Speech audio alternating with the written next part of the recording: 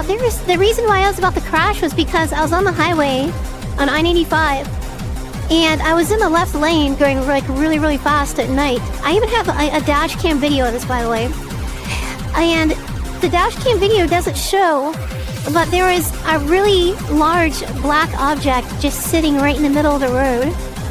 And I swerved to not hit it, and I lost control of my car. And I swerved like all over, like all 3 lanes, going like 120 miles an hour. And I was doing everything I could to not like spin out or flip over.